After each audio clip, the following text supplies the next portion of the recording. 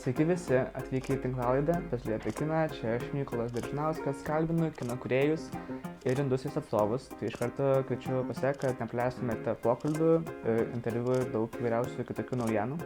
Taip pat noriu paminėti, kad Veiklos draugai yra žmonės cinema platforma, kurioje galite rasti įvairiausių lietuviškų ir iš viso pasaulio filmų, tai kviečiu užsukti ir pas juos. Na, šiandien tinklalaidėje svečiuojasi filmo Renovacija režisierė Gabrielė Urbanaitė. Labą. Sveiki. Ir aktorė Žygimantė Elena Jakštaitė. Labą. Labas. Kadangi filmo pradės rodyti jau per kino pavasarį, visai greitai, kokiom emocijom gyvenat artėjant tai nacionaliniai premjerai? Tai šiaip, manau, abi labai laukiam. Nemažai apkeliavau festivalių užsienyje ir smagu, kad kažkaip visur filmas rezonuoja ir žmonės juokiasi. Kas man yra smagu, kad jie kažkaip atpažįsta mano humoro jausmą, pajaučia jį. Bet aišku, kad kažkaip labai svarbu, kaip Lietuvos žiūrovai priims ir tiesiog labai norisi pagaliau atšvęsti su visa komanda. Žygimantė. Taip, tikrai. Labai laukiam, labai, toks džiaugsmingas, iš tikrųjų džiaugsmo daug. Man tai labiausiai norisi iš tikrųjų, kad žiūrovų daug ateitų ir daug pamatytų ir visuose miestuose Lietuvos, ir Kaune, ir Klaipėdoje. Tiesiog, kad aš taip svajoju, kad pasklistų tarp žiūrovų šitas filmas, nes man atrodo kažkaip, kad jiems labai patiks. Užsiminėt apie festivalius, tai jeigu neklystu, visa festivalių kelionė prasidėjo vasarą nuo Karlovy Vary festivalio, kur buvo rodytas ir filmo operatoriaus Vytauto Katkaus filmo Svečias. Tai kaip tą vasarą prisimenat? Kokie įspūdžiai iš Karlovy Vary? Labai buvo smagu, tikrai labai buvo smagu. Aš gal atsimenu, dabar kai paklausai, gal atsimenu tą momentą, kai Gabrielė pasakė, kad pakliuvo į Karlovy Vary. Tai tiesiog tikrai, aš taip iš džiaugsmo net susigraudinau, nes viskas labai greitai atsitiko. Labai greitai Gabrielė pabaigė montuoti ir labai greitai paėmė filmą į Karlovy Vary. O tenais tai tiesiog buvo milžiniška šventė, nes dar Vytautas šventė savo premjerą, mes šventėm savo premjerą, buvo mūsų daug lietuvių, tiesiog užkariavom Karlovy Vary Lietuvos kino kūrėjai, žiauris smagus, man atrodo. Jo, buvo didžiausios delegacijos mūsų ir dar tos premjeros viena po kitos, tai buvo kažkaip labai tikrai faina, kad vieną dieną ėjom visi Vytauto palaikyti, kitą dieną jie atėjo mūsų palaikyti ir kažkaip labai šiltai priėmė jau ten žmonės filmą. Tai buvo toks labai gera pradžia buvo, man atrodo. Žygimantė, paminėjai, kad kuomet Gabrielė sužinojo, kad pateko, kokia ten buvo istorija? Kaip atkeliavo žinios, kad patekote į Karlovy Vary? Aš tai tuo metu buvau Bostone. Pas savo tėvus, kai man parašė prodiuserė žinutę. Ir tai tikrai buvo gana anksti, ta prasme, kad mes nebuvom dar pabaigę filmo. Aš apsidžiaugiau ir mano kita mintis buvo, tai reikia greičiau pabaigti tą garsą.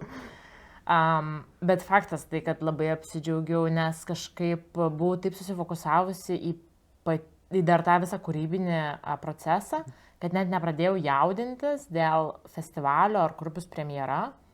Tai tiesiog buvo kažkaip dėl to labai smagu ir man buvo tada pasakyta niekam nesakyti, net komandai niekam.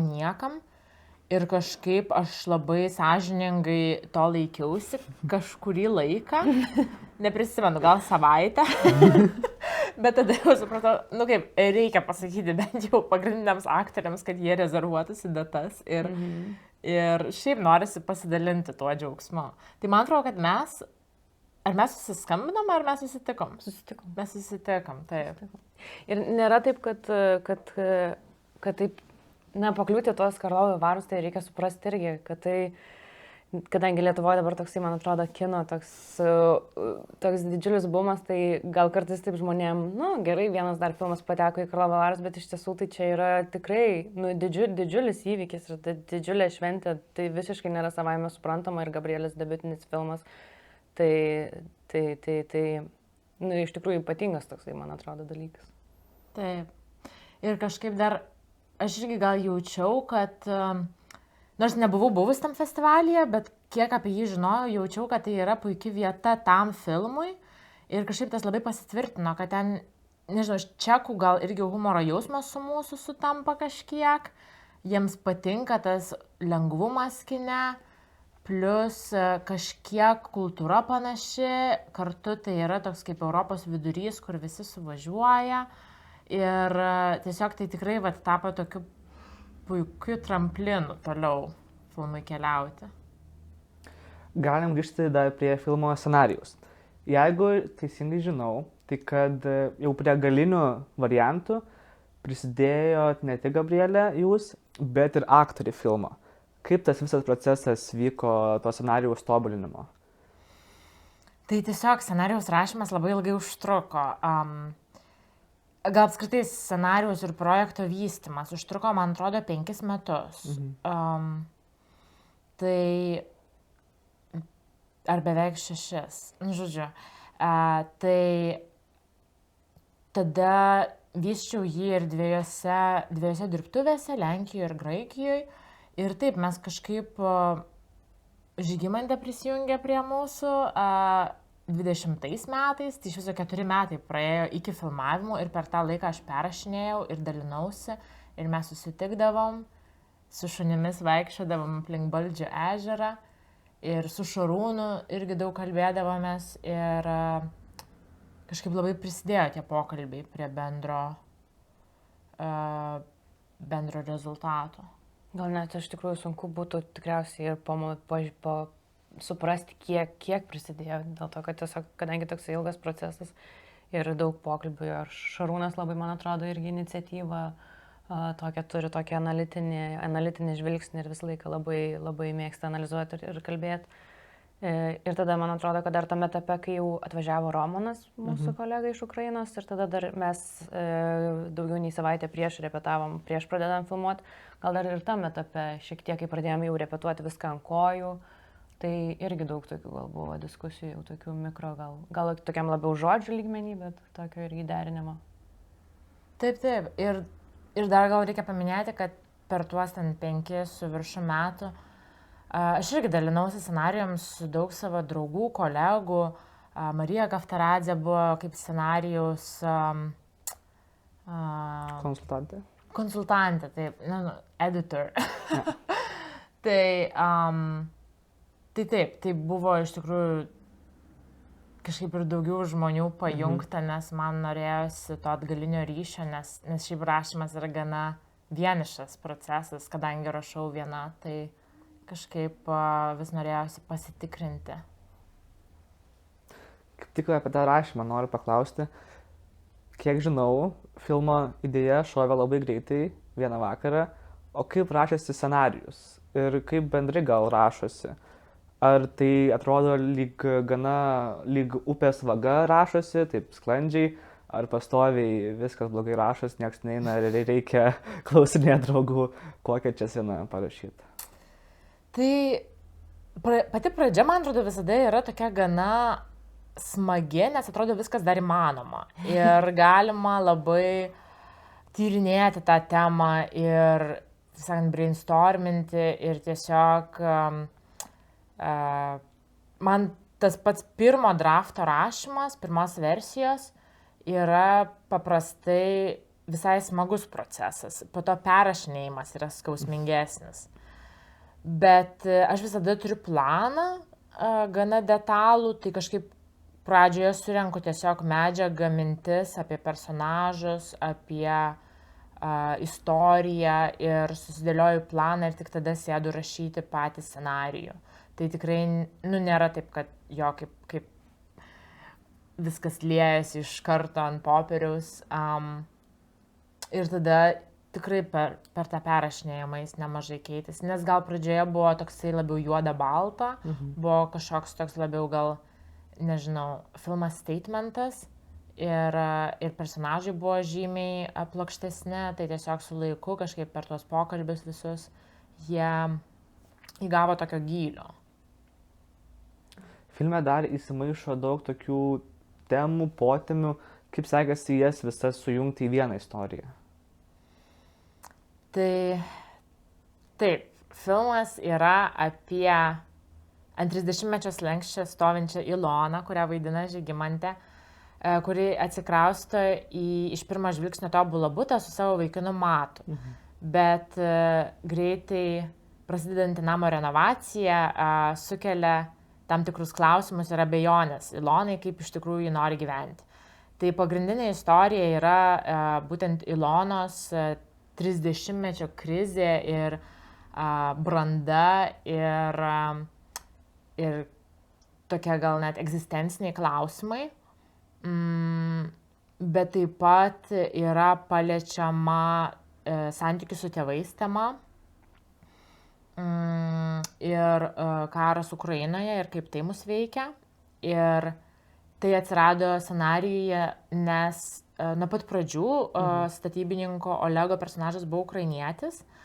Tai jis buvo toks, nes mano pačios namą renovavo ukrainiečiai, baltarusiai, tai čia tiesiog mūsų realybė, bent jau tuo metu buvo. Ir tada berašant įvyko plataus masto invazija ir aš supratau, kad reikia kažkaip adaptuoti scenarijų tai pasikeitusiai realybei ir kad mes jau buvom pasitvirtinę romaną kaip Olegą, tai kažkaip irgi nesinorėjau to keisti ir tada aš turėjau pareflektuoti ir pakeisti patį scenarijų.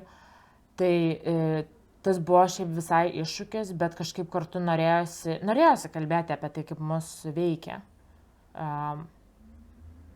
ta grėsmė. Tuo labiau, kad labai, gal ir paveikė labai.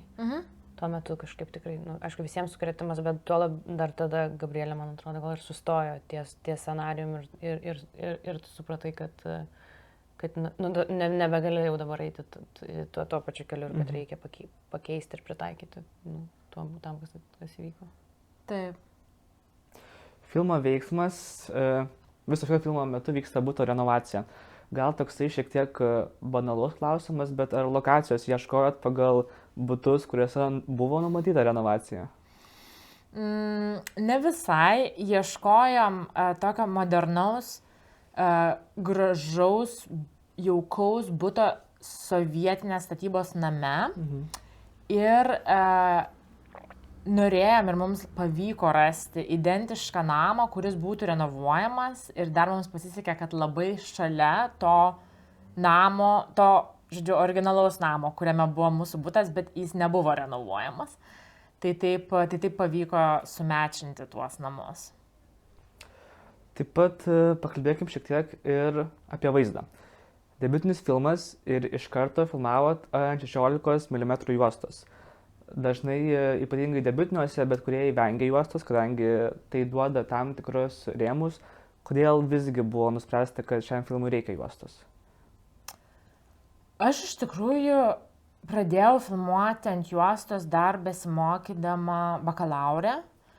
Ir kažkaip gal tada, nežinau, labai pamėgau tai ir norėjau tiesiog kuo daugiau turėti galimybę filmuoti ant juostos. Taip pat Vytautas labai mėgsta filmuoti ant juostos. Tai gal tiesiog buvo jau tame, kad mes dirbam kartu užkoduota, tai kad mes filmuosim ant juostos.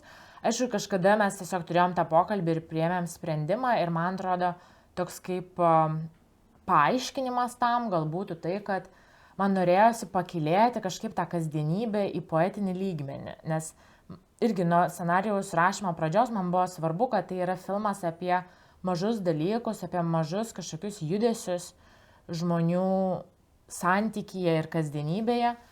Ir kad aš tame matau labai daug poezijos. Ten, nežinau, tame kaip pastatytas puodelis ant stalo ir panašiai. Ar tame kaip saulės spinduliai apšviečia kambarį. Tai kažkaip žinojau, kad juosta išryškins tą poeziją ir taip pat užfiksuos tekstūras to buto ir dulkių, statybų geriau negu skaitmena, mano nuomonė. Žygimante, kai žiūrėjau filmą, pagalvojau, kad Ilonos personažas man primena kitą personažą, tai filme Johatsu. Ar matot kažkokių panašumų tarp šių dviejų jūsų įgyvendintų personažų? Net niekada nebuvau pagalvojęs iš tokio kampo. Man tai gal tokie, net nežinau, kuo galėtų būti panašus. Nepamačiau tokio panašumo. Dėl to, kad Johatsu tenais tokio, gerai, gal tada, kai apie maniekiškumo galvoju, tai gal galima pritempti maniekiškumo, kažkokios obsesijos tokios, kad kažkas pritraukia ir tiesiog toksai hiperfokusas. Gal iš tos pusės, kad gal Ilona irgi šiek tiek tokio turi obsesiškumo ir tokio negalėjimo, nežinau, tiesiog negalėjimo gal atsipalaiduoti ir kažkaip tiesiog susitaikyti su gyvenimu tokiu, koks jisai yra ir kažkaip atsipalaiduoti ir gal tiek daug neanalizuoti, bet aišku, gal skirtingi motyvai traukia. O pats tas personažų įgyvendinimas, ar pavyksta į tą personažą įeiti, ar išeiti, ar tai gyvenimas su tam tikrų naujų draugų gyvenime, kaip sakas, išbūtame personaže ir vaidinti tuo pačiu metu? Gal padeda, gal pats toksai filmavimo principas, kad tu labai įnyri, pamainos yra tokios ilgos ir tu kažkaip visas kitas pasaulis išorinis kažkur pranyksta ir tu labai visą laiką esi tame diena iš dienos ir daug dienų, tai nelabai ir atsitrauki, nueini namo pamiegoti ir tada atgal grįžti į aikštelę šiek tiek pailsėjęs, tai tiesiog kažkaip pasineri į tą pasaulį ir tada tenais ir būni iki pat pabaigos. Tai taip, gal toksai neatsiriboji tiek, kiek būni prie to, tai jau aš taip mentaliai gal net ir neatsiriboju, net jeigu ir kažkur ilgiau važiuoju pailsėti, bet vis tiek jau būnu prisiklijavus ir kažkur nesiblaškau. Tai va. Taip pat noriu jūsų abiejų paklausti, ar dažnai savo kūryboje save pastebite, kad kurite save, tą tarkim personažą, scenarijų ir po to, po kurio laiko skaitot ar žiūrit darbus atliktus ir matot, kad nežinau, ar čia manęs daugiau ar personažų, ar scenarijaus. Aš tai, man kažkaip buvo gražus momentas, kai jau žiūrėdama pabaigtą ar ten prie pabaigos esančią renovaciją, mačiau ten ne tik save, bet ir Vytautą, ir Žygimantę, ir Šarūną, ir visus pagrindinius žmonės, kurie sukūrė šitą filmą. Kažkaip labai, aš tikiu, kad mes paliekam kažkokią savo sielos dalį tame kūrinyje, tuo labiau, kad tikrai daug laiko įdėjom į jį. Ir faktas, aš tai ir rašiau iš savo patirtimi pasiremdama. Aišku, ne tik savo, kartu ir kažkokiais pastebėjimais apie draugus, santykius ir panašiai, bet, taip, daug ten manęs. Ir man dabar smagu, nes jis visai reprezentuoja mane, bent jau, nežinau, taip kaip gavosi tas filmas, tai, man negėda. Kur ten pažiūrėjus savo trumpametražius, tai aš galiu pasakyti, kad taip, jie buvo anksčiau ir dėl to aš galiu pasakyti, kad aš pasikeičiau, manęs nebedomina tos temos ir panašiai. O renovacija, tai aišku, man suėjo 30 berašant ir aš supratau, kad nėra čia ko nerimauti, tiek, kiek Ilona nerimavo. Bet vis tiek aš suprantu, kad tai buvo labai tikra tuo metu kažkaip ir tie klausimai, kuriuos įkelia, yra vis dar tikri. Užsiklausiau Gabrielės, galvoju, koks buvo klausimas. Kiek personažų savęs? Iš tikrųjų, tai taip, kiekvieną kartą labai skiriasi, nes kadangi ir scenarijus yra kitoks, net ir teatre vaidinant, visur tas procentas galbūt tavęs toks skirtingas. Man, pavyzdžiui, man patinka nuo savęs nueiti. aš tada save kaip apsidovanoju, man yra pasiekimas, jeigu aš kažką galiu perleisti, kas tarkim yra toliau nuo manęs, nes tada tai yra toks, nes save yra, aišku, žinoma, irgi sudėtinga, bet čia jau toks mano akim žiūrint šiek tiek toks aukštesnis meistriškumo lygis, kada tu gali įnirti į kažkokį tai tau tolimesnį pasaulį. Tai, bet su šituo atveju tai mes daug, kaip ir minėjom, daug praleidom tiesiog su Gabriele daug laiko, tai aš nežinau, mes daug kalbėdavomės ir kažkaip gal ta mūsų tokia sąmonė kažkaip taip susiniveliavo. Tai aš kažkaip gal ir jos labai daug įsigėriau į save ir nebežinau, kur ten buvo mano mintis, kur tavo kažkaip viskas. Mes į vieną kažkokį tai pasijungėm vieną programą, man atrodo. Labai sunku atskirti. No, aš manau, kad aš dėl to rašau scenarijus ir, vaidybinį kiną, kad turėtų tos pokalbis su aktoriais ir kad dirbt su aktoriais. Nes kitaip aš tiesiog daryčiau dokumentiką, kuri man irgi labai patinka, bet turėt galimybę iš tikrųjų kažkaip kurt kartu su aktoriais, man tiesiog labai patinka. Aš dar prisimenu, kad tu kažkaip... kad mes turėjom tokių įdomių pokalbių apie Iloną ir jos pasirinkimus. Tokių konfliktiškų. Tokių aštrių. Jo, pasakyk. Kur būdavo tokie sprendimai ir tada man toksai, kaip jinai galėjo priimti tokį sprendimą ir, Gabrielė, tai galėjo ir aš taip, aš negaliu, kaip jinai galėjo, ten aš einu porūkyti ir man reikia kažkaip, kur aš taip nesutinku iki galo ir tada mes taip kalbamės, tokie susitinka skirtingi požiūrį šiaip į vertybės ir į išgyvenimus ir taip kaip matom ir jaučiam, tai šitas gal ir pasidavė. Labiausiai, man atrodo, dėl to neatvirumo. Kodėl negali tiesiog atvirai jam pasakyti? Ten filme kažkokių dalykų. Aš gyvenime ateičiau ir pasakyčiau. Jo, bet tai tokia yra Ilonos didžiausia problema, tas neatvirumas ir negebėjimas išsakyti dalykų. Tai kažkaip mes... apie tai daug kalbėdavom. Tai teko pasipyk šiek tiek dėl tų personažų. Taip švelniai. Kad išsiskiria kaip požiūriai, ne, tai aišku, taip švelniai. Taip pat filme pasirodė, bent man, kad personažai yra ne tik žmonės, bet ir pats miestas, pats Vilnius.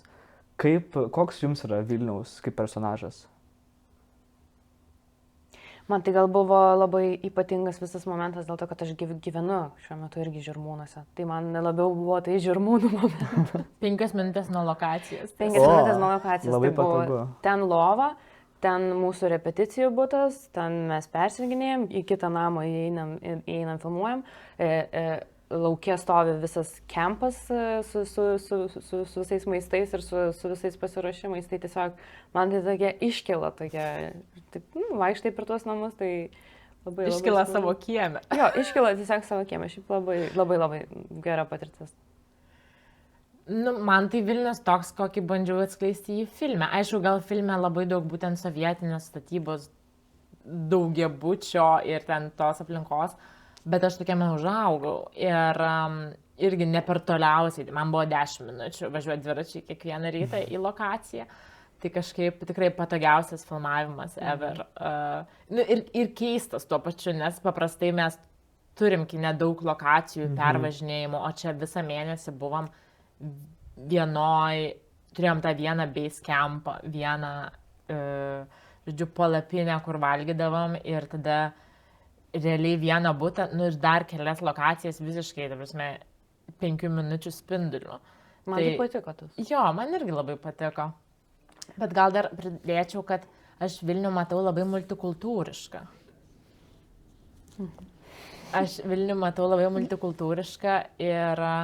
Ir tą irgi norėjosi atspindėti filme.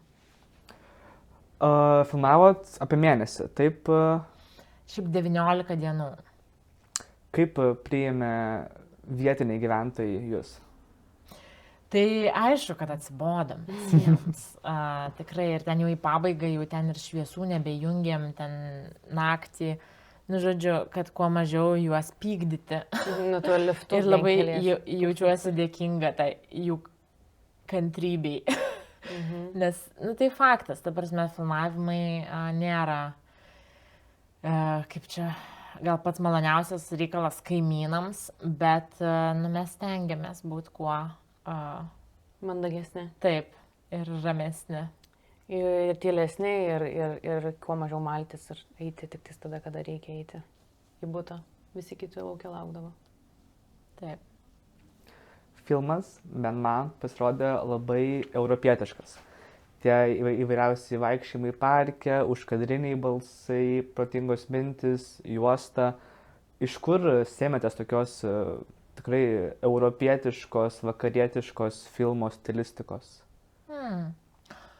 Aš manau, kad mane įkvėpė šiaip režisieriai iš įvairių šalių, ne tik europiečiai. Tai pavyzdžiui, Jim Jarmušas, jo filmas Pattersonas, man buvo didelis įkvėpimas, kaip rodyti poeziją filme. Taip pat Kleber Mendonça Filho, kuris šiemet nominuotas Oscarui už Secret Agent. Jo pirmas filmas Neighboring Sounds man labai patiko ir tai, kaip jis naudoja garsą irgi istorijos pasakojimui. Iš europiečių tai Joakimas Trieras, be abejonės, ypatingai jo ankstyvieji filmai. Tikrai estetiškai mane labai įkvėpia. Daug kas bent jau internete lygina renovaciją su blogiausiu žmogum pasaulyje. Tai iš karto pasakysiu, kad aš jau buvau pradėjus rašyti renovaciją, kai tas filmas išėjo ir tikrai jaudinausi, kad vienas iš mano mėgstamiausių režisierių padarė filmą tą pačią temą. Bet man atrodo, kad tie filmai labai skirtingi. Tiesiog faktas, kad jis yra puikus ir man labai patinka. Kas čia dar?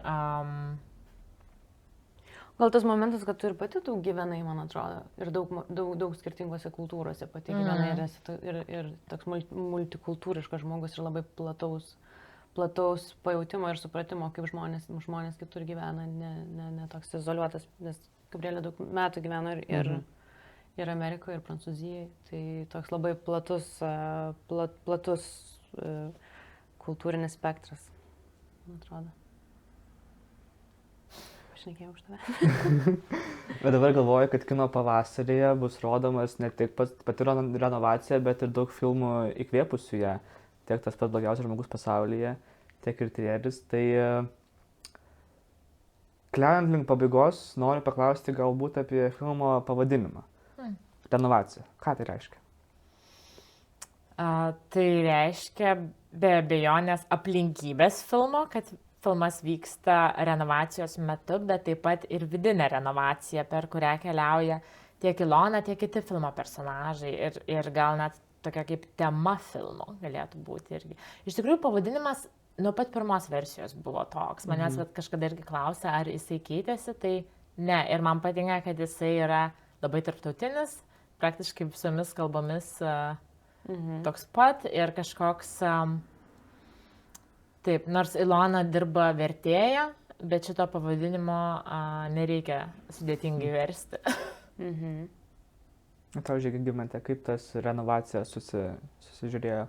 Aš tai kaip paklausyti, tai atsiminiau, kad kai dar Gabrielė rašė, buvo labai daug reklamų, stendų Vilniui su užrašu renovacija.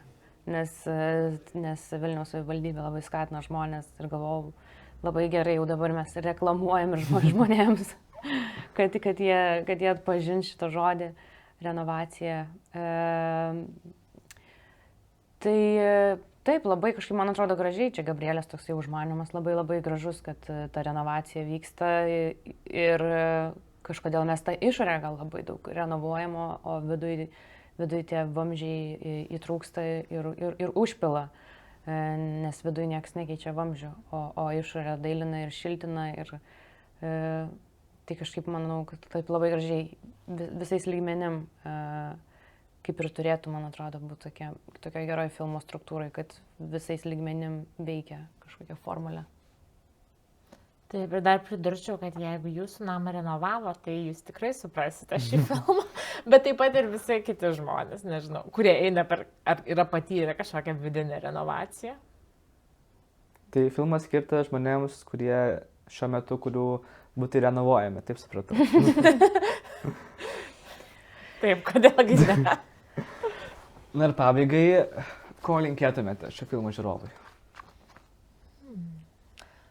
Aš gal palinkėčiau kažkaip tęsti pokalbius, kuriuos uždavė filmas, apskritai atviriau kalbėtis, man atrodo, jis moko to, jeigu moko iš vis kažko, ir priimti nežinomybę.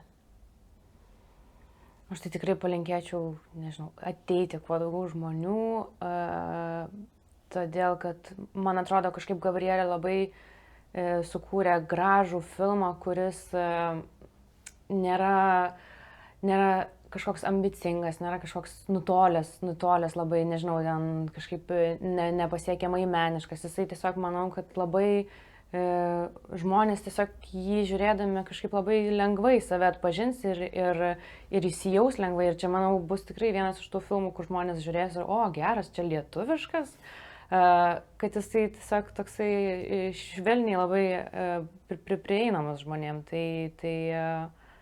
Tai vat, to labai palinkėčiau, kad neišsigąsti tokio kažkokio snobiškumo kino pavasaris, kuris dažnai būna toks kažkoks, man atrodo, atitrūkęs, toks menų pasaulis nuo nemenų, tai kažkaip, man atrodo, čia šitas filmas labai plačiai atidaro kažkaip šiltai duris tiesiog žmonėm ir kad jie pasidžiaugtų ir pasakytų, geras, čia kaip Hollywoode toks filmas.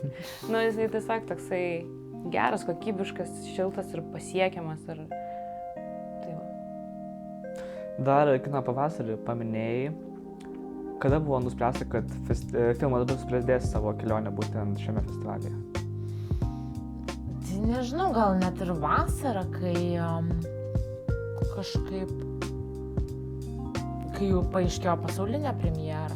Iš tikrųjų, tai kino pavasaris, man daug reiškia, nes mano pats pirmas trumpametražis filmas Plaukikė ten turėjo premjerą, jie rodė kitus mano trumpametražius ir kažkaip aš pati, čia turbūt buvo mano pirmas festivalis, nes kaip Vilnietė, tai aš ten turbūt atradau filmus ir pati dar prisimenu tas tokias labai išskirtinės patirtis, kur kažkoks filmas mane labai palietė ir tai buvo ten. Tai dėl to iš tikrųjų labai smagu, kad tokia lietuviška premjera bus ten. Tada kviečiam visus žiūrovus atvykti, pasižiūrėti filmą. Iškart po festivalio jis tęs savo kelionę visoje Lietuvoje, visos Lietuvos kino teatruose.